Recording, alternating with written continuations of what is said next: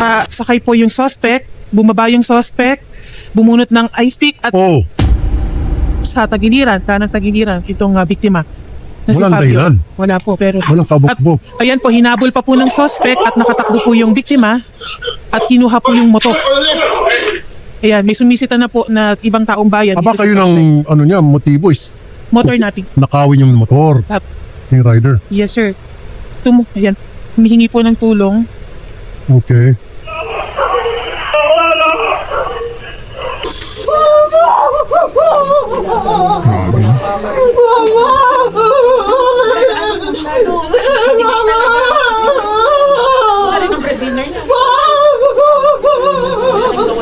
Hoy, ano ka ba?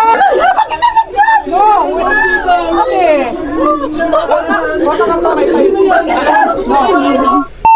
Si Fabio Norberte Jr. ay mag-isa na lamang tinataguyod yung kanyang anak dahil yung misis niya ay wala na. Yes, sir. Magandang hapon po, Ma'am Nan. Mga Ka-React PH, minsan ang isang ordinaryong araw ng paghahanap buhay ang nagiging huling araw ng buhay ng isang tao. Isang rider ang simpleng naghahanap lang ng pasahero, isang booking, isang biyahe. Pero nauwi sa isang trahedyang nag-iwan ng 3 taong gulang na anak na wala ng ama. Ngunit habang pinapanood ninyo ang buong video, gusto kong pag-isipan ninyo ang isang tanong. Paano nga ba nababago ang isang tao hanggang sa magawa niyang saktan ang kapwa para lamang sa sariling pakinabang? At higit sa lahat, may mga warning signs ba na maaari sanang nakapigil sa ganitong klaseng pangyayari? Panoorin muna natin ang buong video hanggang dulo. Pagkatapos, himayin natin ito gamit ang psychology ng human behavior, mga aral sa buhay at mga practical lessons na maaari nating dalhin sa ating pang-araw-araw na pamumuhay. Pero bago tayo magpatuloy, isang like at subscribe lang po. Masaya na po tayo. Pagpatuloy natin ang video. Si Magandang hapon po. bago ang lahat, ang aming pong taus-pusong pakikiramay po, Ma'am Nancy. Kilala ho ba ng kapatid nyo itong suspect? Hindi po. Ayun, bugbog sarado. Buti nga. Itong suspect si Jeffrey Katakutan. Sakay niya lang po yan, sir. Sakay lang. Tapos yung kanyang pakay ay agawin o nakawin yung motor. Yes po. Yun po yung nakita sa CCTV cam. Ilan pong anak na naiwan ni Sir Fabio? Isa lang po yung anak niya lalaki. 3 taong gulang po. Okay, nakaburol ba ngayon? Yung biktima po si Fabio, opo, nakaburol. Okay. Sige po, magpapadala po ako ng staff dyan po sa Burol para po magpabot ng tulong. Yes, sir. Si Wayne Jacinto, General Manager ng Movit. Ito pong si Mr. Norberte Jr. ay rider po ninyo sa Movit. Ano pong tulong ang may bibigay po ng Movit sa kanya? Sa amin po kasi, no, pag mga ganyan, may insurance naman po yan. Tutulungan po namin i-process yan. Pati po yung assistant na kinakailangan nila, no, ipagbibigay din po namin yan. Para naman po, kayo yung team na mobilize na para makapunta rin po sa Burol sa mga pagpabot ng tulong. Magkano po yung insurance policy? Aabot po ng ano po yan, no, 500,000. Yan po ba may bibigay agad-agad? Ano po yan, ipaprocess mo na yan kung hindi po kayo ibibigay agad. Ganun pa man, ang Movit naman po handang nakaalalay sa kanila. Sa tunayan, meron din po kami ibibigay na amount na kabantay din kung magkano makukuha nila. Ayun. Oo. Ang galing naman ng Movit. 500,000 yung makukuha niyo sa insurance. Tatapatan niyo po yun. So, 1 million all in all makukuha po ng kamag-anak ng biktima. Magaling Opo. kayo dyan sa Movit. Very good, very good. Yung pong narinig ko na sinabi niyo po, napagputan na Diyos kalooban ko magpasalamat dahil ang gusto po namin yung buhay ng kapatid ko. Kaya wala kami pera. Hindi po pera ang kapatid na buhay ng kapatid ko. Dahil siya may iwan na anak. Mahirap po ng buhay ngayon. Kakantig ng puso. Hindi mo namin alam kung paano namin na kaya lang yung support na panggatas, diaper, pang araw-araw ng bata. Pagtutulong-tulong po namin yan na hindi naman po wala na po kasi yung mga trabaho magkakapatid. Nasa 45, 40, sa 50 na po kasi kami. Colonel Goforth, itong suspect na si Jeffrey Katakutan, marami na palang biktima to. Nasaan po itong suspect? Nasa custody niyo na po ninyo? Senator, nasa custody po ng Malabon City Police Station po. Nung in-inquest po nila ito sa kaso ng robbery hold-up ay in-inquest din po natin dito sa Caloocan ng robbery with homicide and carnapping po. Dalawang na biktima nito, sir. Yung unang victim niya, taga saan po yun? Yung unang biktima po niya po is yung taga Quezon City po na nangyari po rito sa Caloocan po. Nahuli po siya dito sa Malabon po, sa Longos po. So, na-inquest na po siya, so nasa kulungan po siya, baka naman makapagpiansa to at gagawa na naman ng kalokohan. Opo, Senator, ina-assure po natin na hindi po ito makakapagpiansa sapagkat no bail po ang recommended po dito sa isinampa po nating kaso po sa kanya dito sa Caloocan po, Senator. Ay, mainam. Salamat naman. Very good. Mr. John Rick Macay, joyrider naman. Magandang hapon po, sir. So, naging biktima rin po kayo nitong si Katakutan, sir? Opo, sir. Dito po siya nanggaling sa pulihan. Ito, another victim niya, no? Ang ba natin? Silang Cavite po, sumakay sa akin. Okay. Tapos, ganun din po, tulad nangyari kay Sir Fabio, nung Opo. pagbaba niya, anong ginawa po sa inyo? Bali po, nagpahatid po siya sa akin sa Longos, Malabon. Tapos po, may inikutan pa po kami doon tapos pag-ikot po namin, tapos yung tinuro niya na sa akin yung bababaan niya po, yun na po, bigla na po akong Oo. Ganun din po yung modus niya, sinakay sa likod, tapos tinangay po inyong motor. tataguliran. Opo. Bali, yan nangyari po nung niya po ako. Napa-atlas po ako. Tapos yun, nung napa-atlas po ako, napalayo ako kasi balak niya pa akong hinulit ng saksa, kung dahil ng saksa, may tama na po ako. Sumigaw na po ako, humingi ako ng tulong sa paligid ho, na yun po, madaming tao naman ang pumunta. Kaya nga lang po, sumakay agad siya ng motor ko, tapos sumarobot na po ng takbo. So, naitakas niya po motor niyo, sir? Opo, sir. Nakapagsampa po kayo ng kaso as a result of that? Opo, sir. Dati naisampa ko na po yung kaso. Ang kaso po dito, sir, sa papel ko, itong naisampa kong kaso sa kanya, attempted homicide, robbery, hold up, at saka po yung anti-car na 20 sins po. Saan po ninyo isinampa yung kaso? Saan RTC po yan? Sa Malabon po, sir. Malabon. Okay.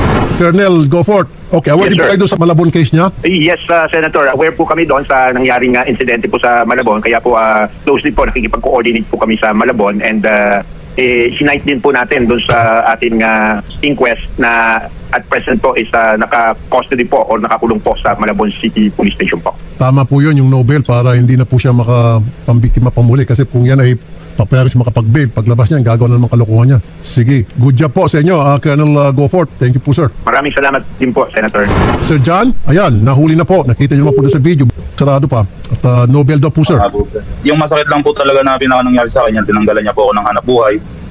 Kakalabas lang din po kasi ng misis ko, galing nanganak po sa ospital. Na-recover po yung motor niyo? Hindi po, sir. Hindi po. Wala na po, sir. Okay, sa pagkakalam niyo po, ikaw at saka si Sir Fabio, ang biktima, dalawa lang. Bali, sir, nung sir, yung sabi sa akin ng mga pulis, sir, bali, ako yung unang biktima, sir, nung June 4. Tapos po, nung tumawag po ulit sa akin, may nabiktima po ulit siyang isang rider na naka-Evox na nasakyan niya sa Bulacan. Papunta daw po ulit ng Malabon. Tapos po yung biktimang yun nga po, yun sabi daw po sa leeg. Tapos po na-identify ko pa po si Jeffrey Katakutan, ang lugar nung 12. Kasi nabantaan ko po yung mga kasamahan kong joyride or rider sa MC Taxi. Na sinabihan ko sila, pinakita ko yung picture, yan, mag-ingat kayo dyan, baka kayo yung mabiktima. Kaya po, naalokan po ulit sila. Tama na. So ibig sabihin, tatlo na pong biktima. Opo.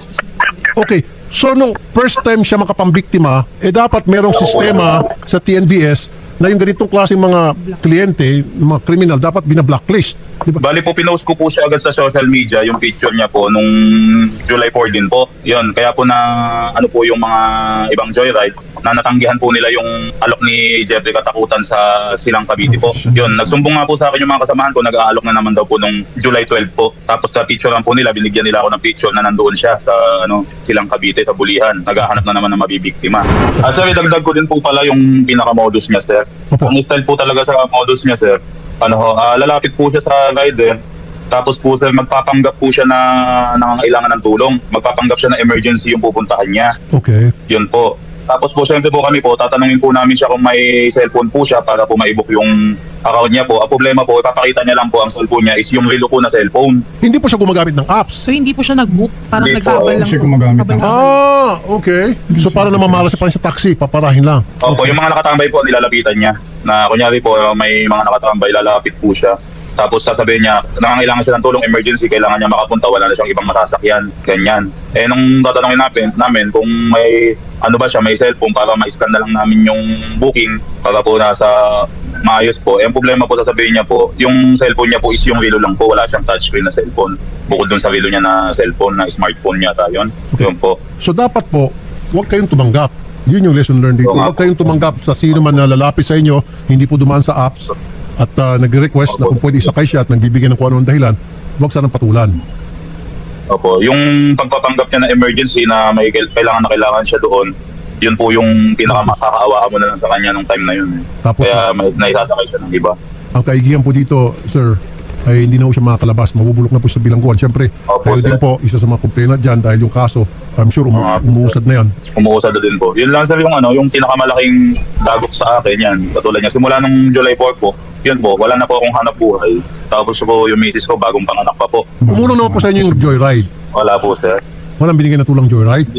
Bali po, hindi na po ako nakapag-report kasi inaasikaso po yung kaso dyan sa Malabon. Wala po insurance ng inyong motor. Bago po yung motor ko sir, 2026 lang po yun. Installments po. Oh, okay. Wala po insurance yun. Meron naman daw po, kaya lang hindi ko po alam kung pasok eh. Kakausapin ko pa po ulit doon, babalik pa po ako ng kasa. Kasi po 5 buwan pa lang po yung hulog ko doon sa motor na yun. Magkano ba yung motor nyo na natangay sa inyo? Bali po dito sir sa papel na binigay sa akin ng kasa, Bibigyan natin ito yung sinabi. 83,020 pesos po yung nakalagay dito sa amount. Sige po, bibilan na lang kita ng bagong motor, sir. Para may hanap buhay ka Salamat na. po sir. Malaking bagay po yun. Wala nga naman po, sir. Sige, ganito po. Kausapin niyo na po yung kasa. Tapos para bukas, pupunta po yung staff ko. Bibili na po yung motor para sa iyo. Okay, sir? Sige. Salamat po sir, Senator. Wala nga naman po. Maraming salamat po sir. Wala Malaking naman bagay po. po. Sige po, kahit paano po, makakatulong naman po yung papaabot namin na ayuda para sa inyo. Salamat po, sir, ha?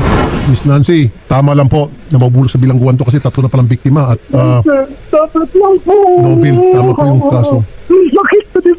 Nakakadurog ng puso. Kumawa yung mga naiwan ko. Yung inaasahan mong may darating papalik. Kasi meron siyang anak na sa tanong kanya. Ngayon naputol na po lahat yun.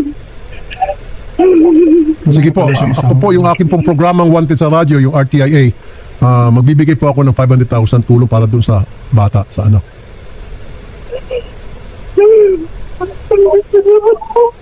Mamaya po pupunta po dyan yung staff po ng RTIA para magpaabot pa ng tulong. Okay. At kung ano po may tutulong namin, wag ko kayo magkatubili, sabihin po sa aming reporter. Ano po? Mamaya. Sige po. Sa muli nakikiramay po kami, ma'am. Magandang hapon po, ma'am. Lahat po mamimiss namin. Mula po kay Senator Raffy Tulfo, again kami po ay taus-pusong nakikiramay sa pagkamatay po ng inyong anak. Kamusta po? Tuloy kami. Hindi namin alam kung paano namin parang magsisimula kami or ano ganun kasi nabigla kami sa ganyan na pangyayari. Hindi namin ito naisip na unaasahan na ganito ang mangyayari sa kanya kasi mabait na tao siya. Kaya hindi namin na ganyan ang pangyayari sa kanya. Tumawag yung anak ko at saka yung kumpare ko na wala na si Junjun. Sabi niya, wala nang buhay yung anak ko. Dahil pala, nag-book siya. Yung taong na-book niya. Yun na pala yung papatay sa kanya. Doon siya binagsak sa Malabon, sa madilim na lugar. Meron daw nagiinuman dun. 2 tao. Kung sino man yung taong 2 na yun, lubos akong nagpapasalamat. Kahit pa paano, tulungan nila yung anak ko. Sila yung nagdala sa ospital. Kaya nakarating siya ng ospital. Masakit din na sa akin yung nangyari sa kanya dahil siya bumibiyahe, bakit ginanon, hold up, tapos ginawa yung pitaka, bag, at saka yung motor, pagkatapos pinaksak pa dahil nabalitaan ko na lang sa kanila dahil nandun ako sa ospital. Adyon, alam mo naman na mahal kita na kung hanggang mag-alala sa anak mo, hindi namin pinababayaan. Tulong-tulong kami dito, alam mo naman. Kumawa yung naiwan. Pag nagbibiyahe ka, kami naman yung nag-aalaga sa anak ko. Kaya huwag ka mag-alala. Tungkol sa pagkain namin, sa anumang gastusin dito, yung anak-anakan mo, ako na yung magbibigay ng baon. Ma'am Annalisa and kila mother and father po, gaya po ng pinangako po niya kanina doon sa live, is all out po yung kanyang pagtulong po, lalo na sa pag-serve ng justice kay Sir Fabio. At bukod po doon, ito po, pinapaabot po niya yung 500,000 pesos po para po sa naiwang anak ni Sir Fabio. Malaking tulong din. Kahit pa paano.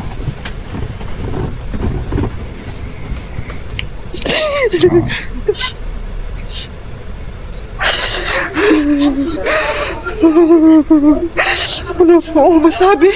Kasi para bang kapalit na buhay ng kapatid ko. Ito po.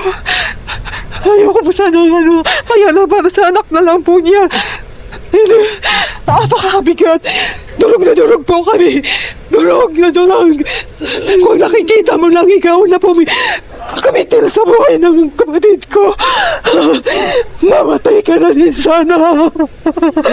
Maghirap ka sa kulungan. Hindi ka makakawala sa kulungan. Dade. Sobrang durog na durog. Sobra po. Ayoko po. Dahil lang sa kamatayan dahil dito po. Wala pong kwenta yung pera. Kung sana buhay kapatid ko.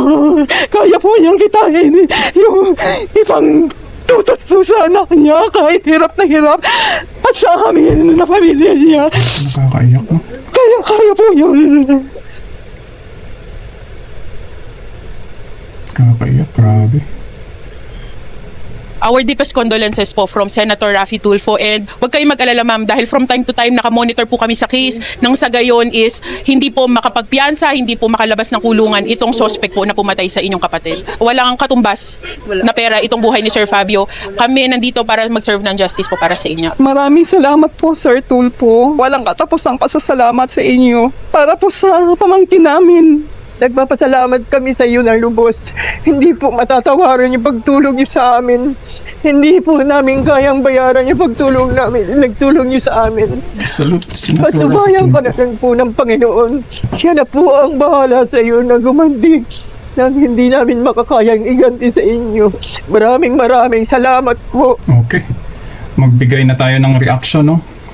Pagkatapos kong mapanood ang buong video, masasabi kong mabigat itong panoorin. Grabe. Hindi lang dahil may isang buhay na nawala, kundi dahil napakaraming buhay na ang naapektuhan sa isang pangyayari. Ang pinakaunang pumasok sa isip natin ay ang rider na hindi na nakauwi. Pero kapag mas tiningnan natin ng mabuti, hindi lang pala siya ang naging biktima, no? Naiwan ang isang 3 taong gulang na anak, naiwan ang mga magulang, naiwan ang mga kapatid, naiwan ang isang pamilya na habang buhay nang magdadala ng sakit na ito. Kaya ang gusto kong gawin sa reaksyon na ito ay hindi para husgahan ang kahit sino, hindi rin para palakasin ang galit. Ang layunin natin ay maintindihan ano ang psychology sa likod ng ganitong klaseng trahedya. Ano ang pwede nating matutunan at paano natin maiiwasan na mangyari ito sa atin o sa ating mga mahal sa buhay. Bakit mahirap tanggapin ang ganitong pangyayari? Sa psychology, may isang konsepto na tinatawag na just world belief. Sa simpleng salita, gusto nating maniwala na kapag mabuti kang tao, mabuti rin ang mangyayari sa iyo. Kaya kapag may mabuting taong bigla na lang naging biktima ng karahasan, parang tumitigil ang isip natin. Nagtatanong tayo, bakit siya? Ano ang kasalanan niya? Bakit nangyari ito? At mapapansin ninyo, iyan mismo ang paulit-ulit na tanong ng pamilya sa video. Dahil, hindi dahil naghahanap sila ng away, kundi dahil natural sa tao ang maghanap ng dahilan kapag may malaking pagkawala. May isang bagay akong gustong bigyang diin dito. Karamihan sa atin kapag narinig ang ganitong balita, ang unang naisip agad ay ang mismong krimen. Pero sa psychology, mas mahalagang tingnan ang epekto ng isang desisyon. Isang maling desisyon, maaaring tumagal lamang ng ilang segundo, pero ang epekto nito pwedeng tumagal ng buong buhay. Isipin ninyo isang bata ang lalaki na wala ng ama. Isang ina ang araw-araw na iiyak. Mga kapatid na habang buhay nang may kulang sa pamilya. Grabe. Kaya sa psychology, sinasabi nating ang isang impulsive o mapanganib na desisyon ay hindi lang nakakasakit ng isang tao. Madalas, buong pamilya ang nagdurusa. Isa pang napansin ko sa kwento ay kung paano ginagamit ang tiwala. Ayon sa video, may mga pagkakataon na ang pasahero ay nagpapakita ng emergency o humingi ng tulong upang makumbinsi ang rider na isakay siya. Kung totoo ang ganitong paraan ng panlilin lang, Isang mahalagang paalala ito na may mga taong maaring samantalahin ang ating kabutihan. Bilang mga mamamayan, likas tayong matulungin. Kapag may humingi ng tulong, gusto natin silang tulungan at hindi masama ang maging mabait. Pero ipinapakita ng psychology na may mga taong ginagamit ang kabaitan ng iba para sa sariling interes. Kaya ang lesson dito ay hindi ang tumigil tayong maging mabuti. Ang lesson ay maging mabuti nga, pero maging mapanuri rin. Ang kabaitan na walang pag-iingat minsan ay nagiging dahilan para mailagay ang sarili sa panganib. Bakit madalas hindi natin nakikita ang panganib? May isang psychological phenomenon na halos lahat tayo ay nakakaranas. Tinatawag itong normalcy bias. Sa simpleng Tagalog, sanay tayong isipin na magiging normal ang lahat kapag may sumakay na pasahero, iniisip nating ordinaryong biyahe lang yun. Kapag may ngumiti, iniisip nating mabait siya. Kapag may maayos magsalita, iniisip nating mapagkakatiwalaan. Hindi ito katangahan. Ito ay normal na pag-iisip ng tao. Dahil kung bawat taong makakasalubong natin ay paghihinalaan agad natin, hindi na tayo makakapamuhay ng normal. Ngunit ipinapaalala rin ng psychology na ang pagtitiwala ay dapat sabayan ng awareness. Hindi paranoid, kundi tamang pag-iingat. Yan ho. Sa puntong ito, gusto kong maging malinaw. Ang reaksyon na ito ay hindi para magbigay ng diagnosis sa sinuman o maghusga sa mga taong sangkot. Ang mga aligasyon at detalye ng kaso ay patuloy na dumaraan sa legal na proseso. At ang korte pa rin ang may huling pasya sa usapin ng pananagutan. Ang layunin natin dito ay matutong mula sa mga pangyayaring tulad nito at pag-usapan ang human behavior, emotional decision making at mga aral na makatutulong sa ating lahat. Bakit napakasakit tanggapin ang biglaang pagkawala? Mga kareaksyon, isa sa mga pinakamasakit na bahagi ng video ay hindi lamang ang mismong insidente. Mas mabigat pakinggan ang mga salitang binitawan ng pamilya. Paulit-ulit nilang sinasabi, bakit siya? Bakit nangyari ito? Kung mapapansin nyo, halos lahat na wala ng mahal sa buhay ay nagtatanong ng parehong bagay. At sa psychology, normal na normal ang ganitong reaksyon.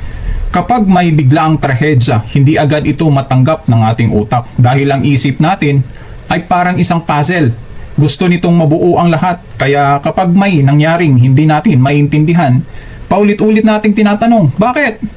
Hindi dahil may makakasagot pa, kundi dahil sinusubukan ng utak na hanapin ang dahilan para mabawasan ang sakit.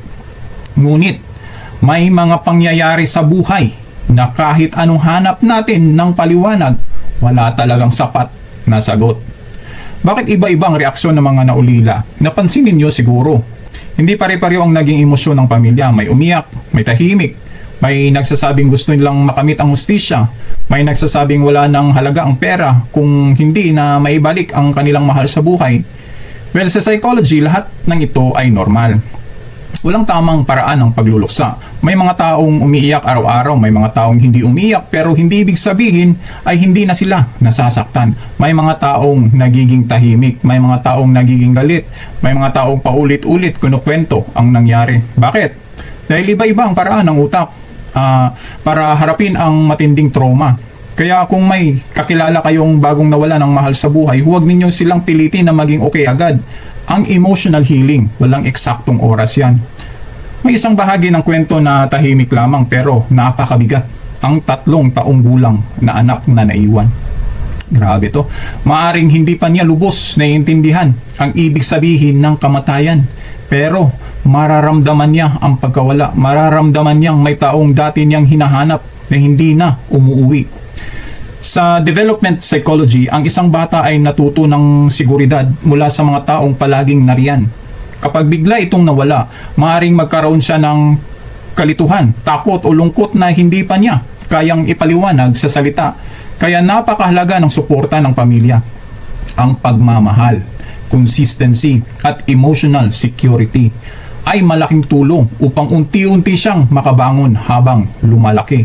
Natural lang na habang pinapanood natin ang video, may mararamdaman tayong galit.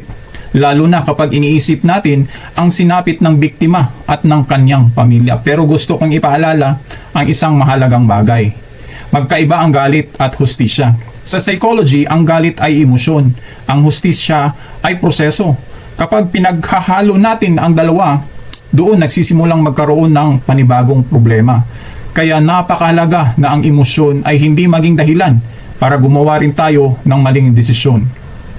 May kasabihan sa psychology, high emotion produces poor decisions.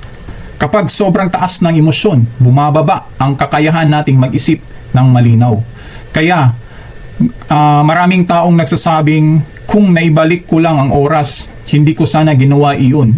Isang desisyon lamang, maaring habang buhay ng pagsisihan. Minsan, iniisip natin ang tunay na biktima ay iyong nasaktan. Totoo iyon, pero sa realidad, kapag may ganitong trahedya, maraming buhay ang naapektuhan. Hindi lang isang pamilya, pati mga kaibigan, mga katrabaho, mga anak, mga magulang, at maging ang komunidad. Kaya ang epekto ng isang marahas na pangyayari ay hindi nagtatapos sa mismong araw ng insidente. Umaabot ito sa maraming taon. Kung isa kang rider, gusto kong ipaalala na ang kabutihan ay hindi dapat mawala, pero samahan natin ito ng tamang pag-iingat. Kung may sitwasyon sa tingin mo ay hindi normal, huwag matakot na unahin ang sarili mong kaligtasan. Ang motor ay maaaring mapalitan, ang hanap buhay ay maaaring maibalik, ngunit ang buhay, iisa lamang. At kung ikaw naman ay pasahero, tandaan natin, ang bawat rider ay may pamilya ring naghihintay sa kanilang pag-uwi. Ang bawat biyahe ay hindi lamang serbisyo. Ito ay kabuhayan nila. Ito ang pinaggagastos nila sa pagkain, sa pag-aaral ng anak, at sa pang-araw-araw na buhay. Kaya ang simpleng pagrespeto sa isa't isa ay napakalaking bagay. Sa huling bahagi ng ating analysis, pag-uusapan natin ang pinakamahalagang tanong. Ano ang mga warning signs na maaari nating mapansin sa ating paligid? Paano natin mapoprotektahan ang ating sarili nang hindi nawawala ang ating kabutihan bilang tao? At higit sa lahat, ano ang pinakamalalim na life lesson na maaari nating makuha mula sa trahedyang ito?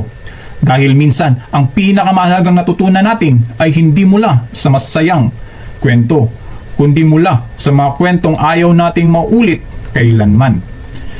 Mga kareaksyon, matapos nating mapanood ang buong kwento at mapag-usapan ang psychology ng human behavior, may isang tanong na gusto kong iwan sa bawat isa sa atin.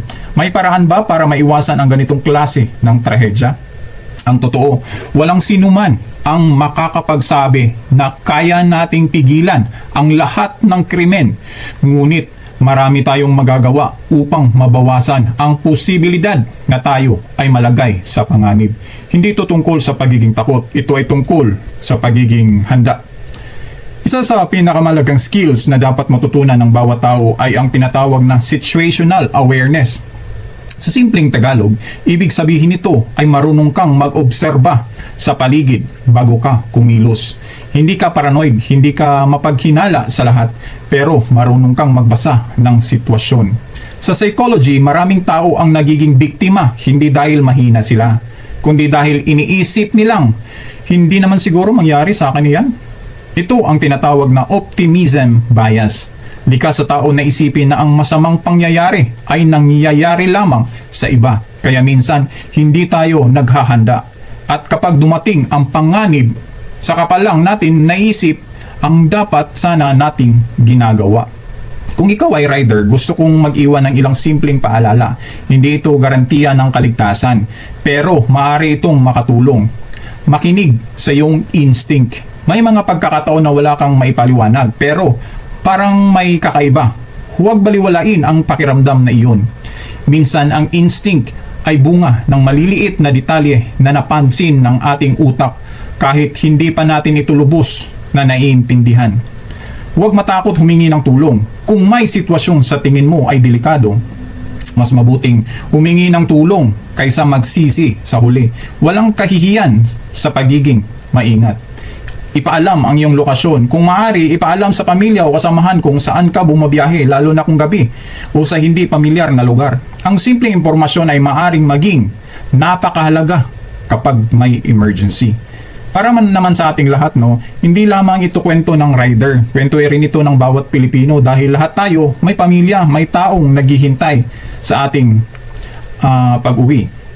Ang psychology ng pagpapatawad, may isang bahagi ng video na talagang tumatak sa akin nang sabihin ng isang miyembro ng pamilya na ang Diyos ay nagtuturo ng pagpapatawad. Napakalalim ng mensaheng iyon, pero gusto kong linawin ng isang bagay. Sa psychology, ang forgiveness ay hindi nangangahulugang okay lang ang nangyari. Hindi rin ibig sabihin na nawala ng pananagutan ang gumawa ng mali. Ang tunay na pagpapatawad ay proseso ng pagpapalaya sa sarili mula sa galit na unti-unting sumisira rin sa ating kapayapaan. At ang hustisya ay hiwalay na proseso na dapat gumana ayon sa batas. Kaya pwedeng humiling ng hustisya habang pinipiling huwag hayaang kainin ng puot ang buong buhay mo. Kung mayroon ng nanonood ngayon na nawala na rin ng mahal sa buhay, gusto kong sabihin nito, hindi ka mahina kung umiiyak ka, hindi ka mahina kung minsan kung bumabalik ang sakit kahit maraming taon na ang lumilipas. Ang pagdadalamhati ay hindi karera, walang tamang oras kung kailan ka dapat maging okay. Bigyan mo ang sarili mo ng panahon at huwag matakot humingi ng suporta sa pamilya, kaibigan o mga taong mapagkakatiwalaan. Sa totoo lang, mga kareaksyon, no, hindi pera ang pinakamahalagang nawala sa kwentong ito. Hindi motor, hindi cellphone, hindi mga gamit. Ang pinakamahalagang nawala ay isang buhay na hindi na kailanman maibabalik. Kaya minsan, sa sobrang abala natin sa paghahanap ng mas malaking kita, nakakalimutan natin ang tunay na kayamanan ay ang makauwi ng ligtas sa ating pamilya. Kung may anak kayo, yakapin ninyo sila kapag umuwi kayo mamaya. Kung may magulang pa kayo, tawagan ninyo sila. Kung may asawa kayong naghihintay sa bahay, iparamdam ninyo kung gaano sila kahalaga. Dahil hindi natin alam kung kailan magiging huling pagkakataon ang isang simpleng ingat ka o mahal kita. Mga kareaksyon, ang pinakamahalagang natutunan ko sa kwentong ito ay ang isang maling desisyon ay maaaring tumagal lamang ng ilang segundo, pero ang sakit na idinudulot nito ay maaaring habang buhay. Kaya bago tayo gumawa ng anumang desisyon, lalo na kapag galit, desperado o emosyonal tayo, tanungin muna natin ang ating sarili. Kung gagawin ko ito, sino ang maapektuhan bukod sa akin? Dahil kadalasan, hindi lang pala tayo ang nagdadala ng resulta ng ating mga desisyon, pati ang ating mga pamilya, pati ang pamilya ng iba, at minsan isang buong komunidad. Kung may natutunan kayo sa ating psychological analysis ngayong araw, inaanyayahan ko kayong ibahagi ang inyong opinion sa comment section. Sa inyong pananaw, ano ang pinakamahalagang aral na dapat matutunan ng bawat rider, bawat pasahero, at bawat isa sa atin mula sa trahedyang ito? Ang channel na ito ay hindi ginawa upang husgahan ang sinuman, kundi upang mas maunawaan ang psychology ng human behavior, matuto sa mga totoong pangyayari, at hikayatin ang mas maingat, mas responsable at mas makataong pagdesisyon. Kung naging makabuluhan ang analysis na ito, huwag kalimutang mag-like, mag-subscribe at i-share ang video upang mas marami pa tayong maabot at mas marami pang matuto. Maraming salamat sa inyong panonood. Mag-ingat tayong lahat at lagi nating tandaan, ang pinakamahalagang biyahe ay ang ligtas na pag-uwi sa ating pamilya. God bless po. Maraming salamat.